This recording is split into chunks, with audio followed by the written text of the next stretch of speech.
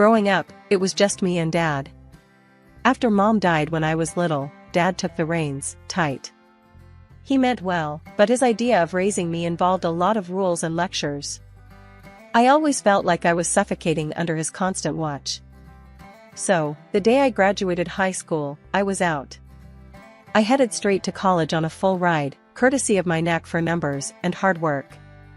College was my breath of fresh air. I was on my own, making my own rules. I studied accounting, worked my tail off, and landed a job at a firm as an assistant while still in school. By the time I graduated, they bumped me up to a full accountant, handling major accounts like I was born for it. 2 years later, life threw me a curveball named Eric.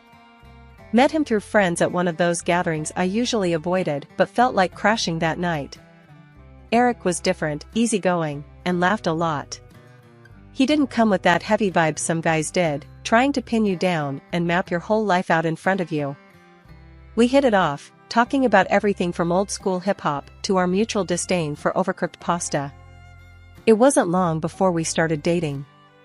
He was a breath of fresh air, making me laugh and actually listening to what I had to say. It felt like a partnership, which I hadn't realized I was missing. Eric talked a lot about how he dreamed of making music, and even played the guitar for me. One evening, lounging at his place, Eric casually said, holding the guitar in your hands, "Carly, I think it's time you met my folks. They've been nagging me about meeting the girl who's got my attention." I froze a bit at that. "Meet your parents, huh? That sounds serious." He chuckled. "Nah, it's cool. They're chill. Not like your old man, I promise." We went for dinner at his parents' house the following weekend. I was on edge, expecting the third degree, but it was nothing like that. His mom was sweet, and his dad was this laid-back guy who joked more than he talked. No interrogations, just good food and a lot of laughs. They seemed genuinely nice, not trying to pry or dictate anything. It was so different from the life I knew with Dad.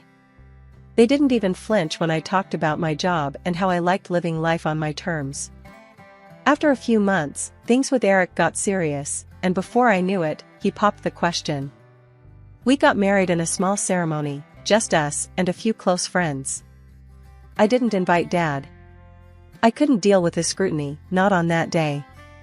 It was modest, perfect, and just what we wanted. No fuss, no drama. Driving back from the courthouse, Eric grabbed my hand and squeezed. "So, Mrs. Carly Phillips, how's it feel to be stuck with me?" I laughed, squeezing his hand back. "Not stuck, partner. Feels like we're in this together. Just keep it real with me, okay?" "Always," he promised, and that was enough for me. For the first time, I felt like I wasn't just escaping something, but actually running towards something great. The first few months of marriage were like living in a dream. Eric and I were a team, tackling everything from late-night work deadlines to weekend grocery runs. But as time passed, something shifted. It wasn't overnight, but the changes crept in slow and steady, like shadows at dusk. It started small. Eric began making comments about how often I was out with friends after work. One night, as I was getting ready to meet Jenny for dinner, he dropped onto the couch, his brow furrowed. "Another night out, Carly? You've seen Jenny more this week than you've seen me," he muttered, not looking at me. I paused, mascara wand in hand. "It's just dinner, Eric. We've both been busy, and it's been ages since we caught up." He sighed, running a hand through his hair. "Yeah, I get it. It's just, I miss us, you know? Maybe you could skip this one?" I felt a tug in my chest. He looked genuinely upset. "Okay, sure. I'll call her and cancel. We can grab some dinner together?" Eric's face lit up. "Perfect. Let's try that new Thai place around the corner." That night felt like a win, like we were back on track. But the cancellations became a regular thing. My friends started to drift. Conversations with Jenny became a series of rain checks and eventually fizzled out. Then came the comments about my job. As an accountant, sometimes you had to put in the extra hours, especially during the end-of-quarter crunch. One evening, I was wrapping up a call with a client when Eric walked into the home office, an annoyed look plastered across his face. "On the phone again, Carly? Who was that, anyway?" he asked, leaning against the doorframe. "Just a client, we had to finalize some reports. You know how it is," I replied, shutting down my laptop. Eric shook his head. "I don't know, it feels like your job's always creeping into our time. I'm just thinking about us, about what's best for us. Isn't that worth considering?" It felt wrong, the way he said it, like he was deciding what was best for me. But I nodded, not wanting to argue. "I'll see what I can do," I said, even though every part of me screamed that it wasn't right. The final straw came when he insisted on joining our bank accounts. "It'll be easier to manage everything together," he argued one night at dinner. "But I like handling my own finances," I countered, trying to keep my voice calm. Eric slammed his fork down, his eyes narrowing. "So what? You don't trust me now? Is that it?" After that, things just weren't the same.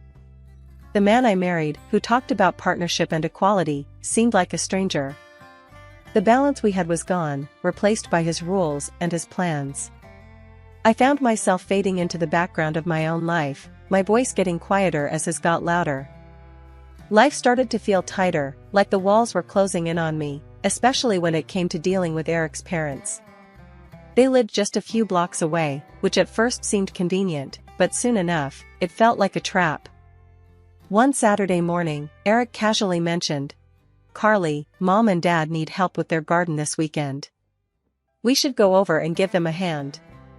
It wasn't a question, more like a given. "Sure, I guess," I replied, not really up for spending my day off digging in the dirt, but willing to keep the peace. We spent the entire day there, me pulling weeds and him chatting with his dad about the latest football game.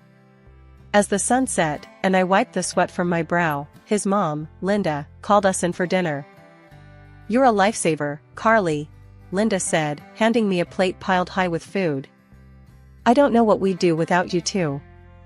"It's no problem, Linda," I said, forcing a smile. The truth was, I minded a lot.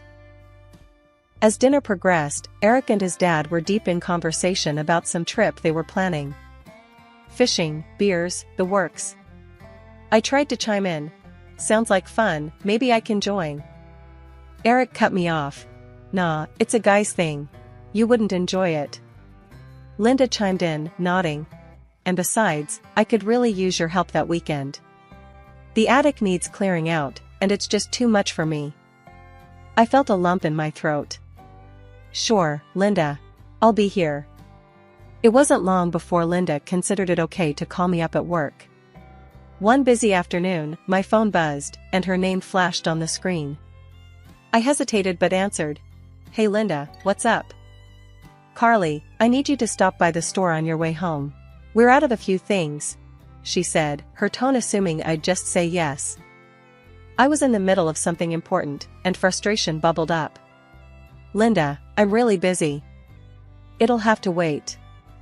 There was a silence on the line, then a cold, "Oh, okay then. We'll figure something out." Hanging up felt like a small victory, but the guilt gnawed at me.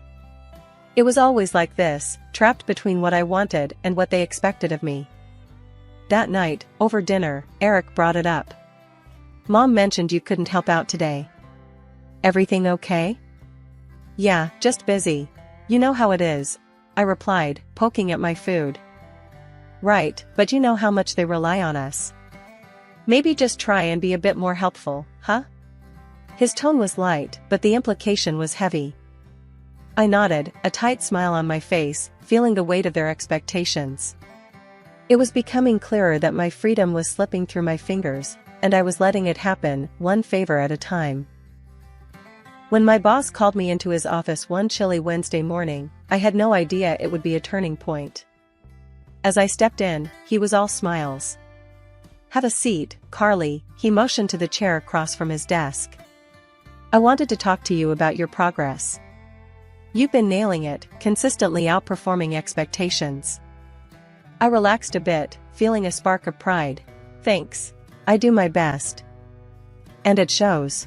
Which is why we want to offer you the position of senior accountant.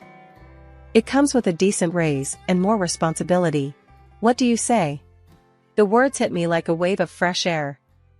Absolutely, I'm in, I replied without hesitation. Great. I knew you'd be the right fit. Congratulations. He extended his hand across the desk, and I shook it, a grin spreading across my face.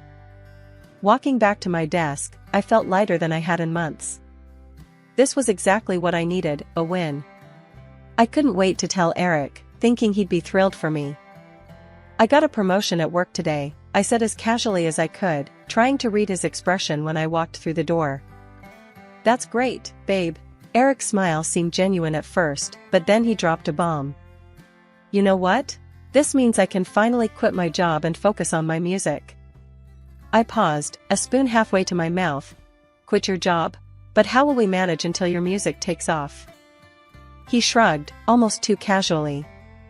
With your raise, we'll be fine. You can cover for both of us, can't you? His words hit me harder than I expected. It wasn't a discussion, more like a decision he'd already made.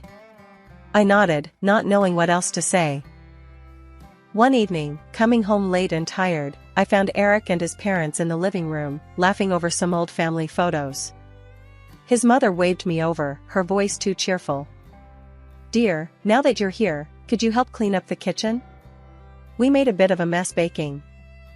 I looked at the clock, it was almost 9. Actually, I'm really tired tonight. Maybe Eric can help? Eric looked at me, then back to his parents, an awkward silence filling the room. His mother's face tightened. Oh, I wouldn't dream of making him work now. He's been so busy today. And you know, a wife helps her family. I bit back a sharper reply, nodding slowly. This wasn't the first time, and I knew it wouldn't be the last. I went into the kitchen and started cleaning up, the noise from the living room a stark contrast to my growing frustration. The day started like any other until my phone rang. It was Aunt Lisa, her voice shaking. Honey, it's about your dad. He's passed away. The words hit me like a ton of bricks. What? When? How? The questions spilled out, but I wasn't ready for any answers. Last night, in his sleep, Aunt Lisa said softly. You need to come home. I sat frozen on the edge of our bed, the room spinning around me. My father and I hadn't spoken in years, not since I'd left home, vowing never to live under another person's thumb.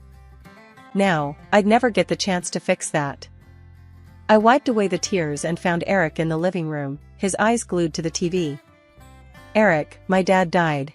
I need to go back home for the funeral. I need you to come with me. My voice broke with each word.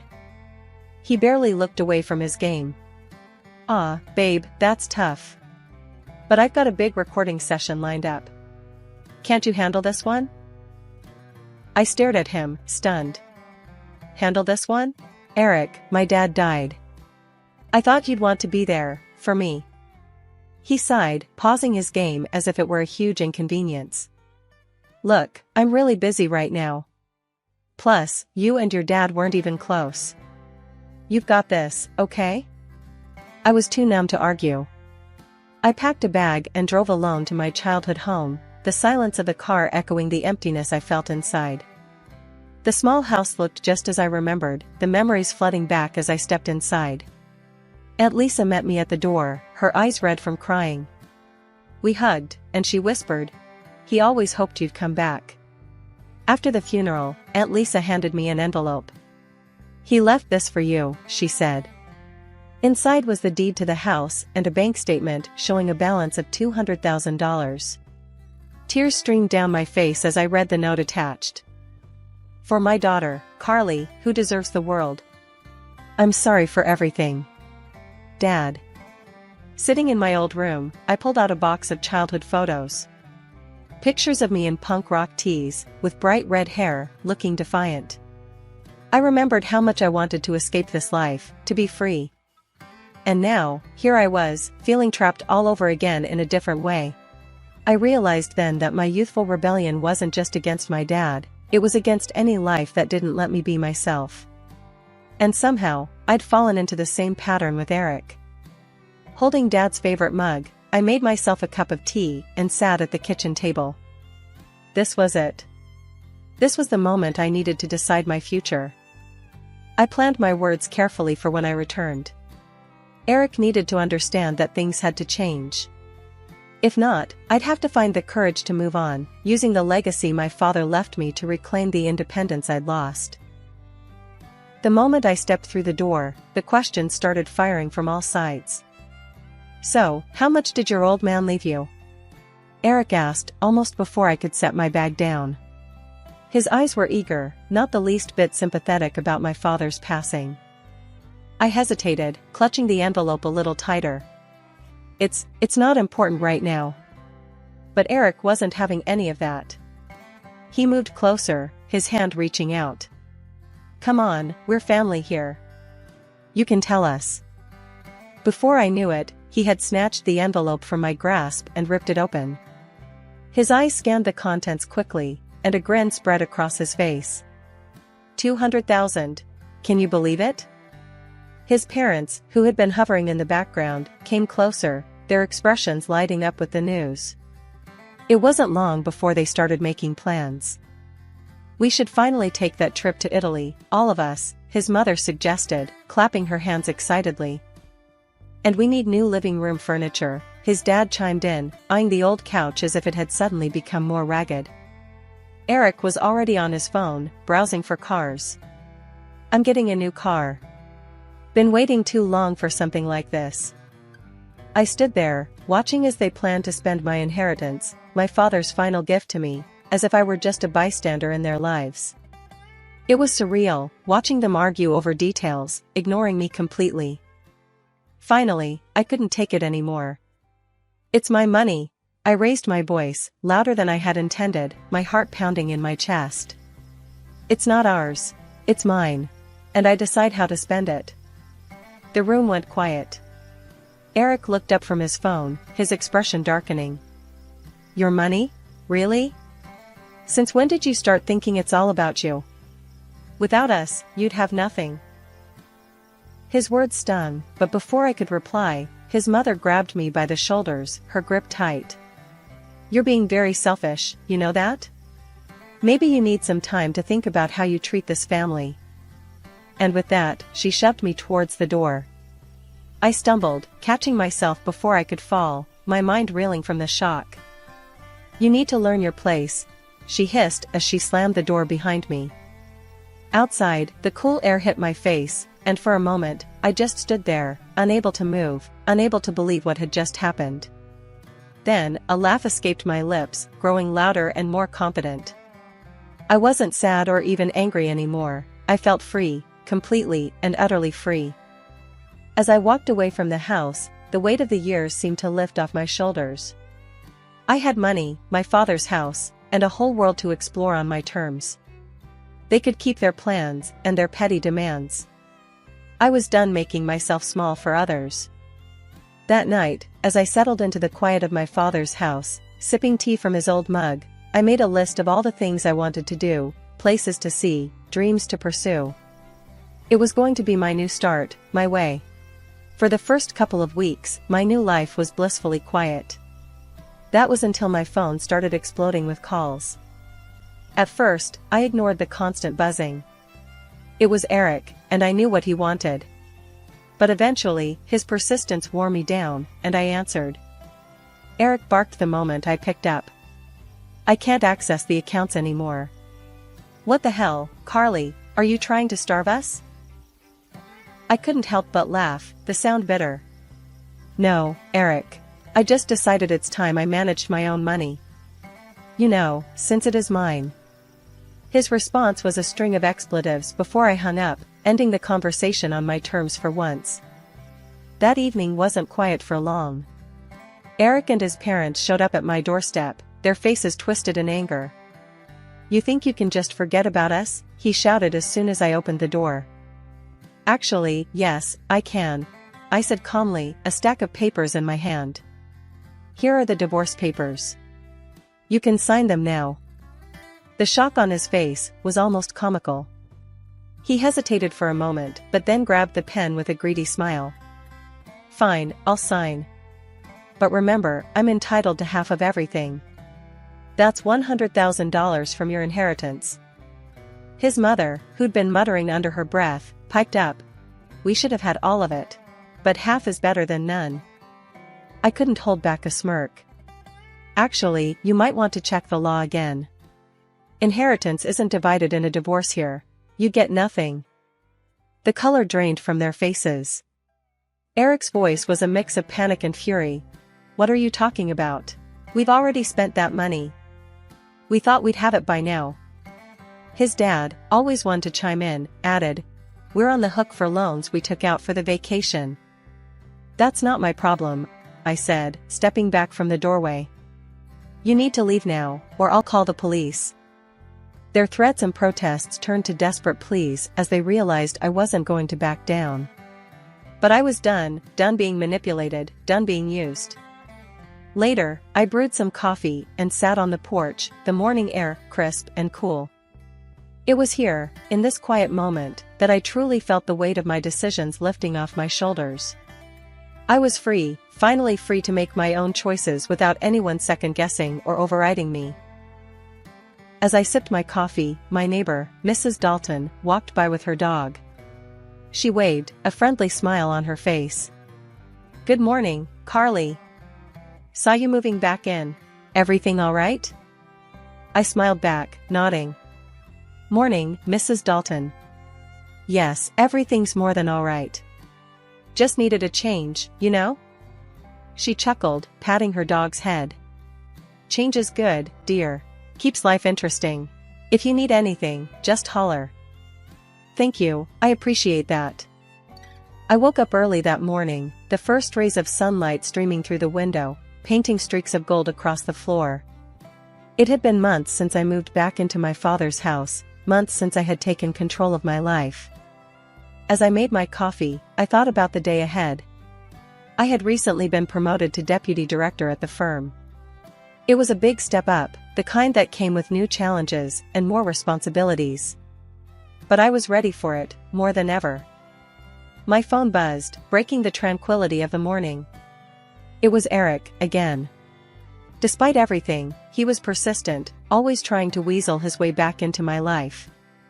Hey, Carly, his voice crackled through the speaker, laced with a faint warmth I knew all too well. I'm busy, Eric. What do you want? I didn't have time for pleasantries. Just wanted to talk, see how you're doing, he replied, trying to sound casual.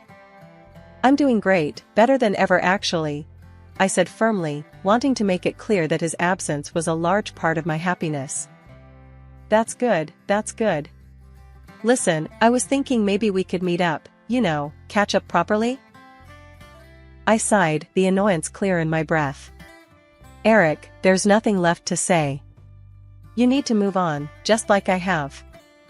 There was a pause on the line, a moment of silence as he processed my words. I really am sorry for everything. I've changed. People don't change that quickly, Eric. And I've moved on. Goodbye. I hung up without waiting for a reply, feeling a surge of control. Since the divorce, Eric and his parents had spiraled downward. They had sold their house to cover debts, but it wasn't enough. Now, they lived crammed in a small rented apartment, chased by creditors they couldn't evade. Each attempt Eric made to pull me back into that chaos only strengthened my resolve to push forward on my own path. At work, I threw myself into my new role. My team was dynamic and supportive, responding well to my leadership style. We were currently navigating through a complex merger that tested all our skills. As the day wound down, I left the office feeling accomplished and headed home. The house welcomed me with its familiar warmth and comfort. That evening, I decided to treat myself to a nice dinner out. At the restaurant, I enjoyed a quiet table by the window, a good book in hand. Midway through my meal, I couldn't help but overhear a conversation at the next table. A couple was deep in discussion about the difficulties of managing family expectations in a marriage. I listened, a rueful smile playing on my lips. How well I understood that. Driving home later, the streets quiet and the night sky clear, I felt an overwhelming sense of peace. My life was entirely my own now. I had fought hard for this independence, and I would continue to protect it at all costs.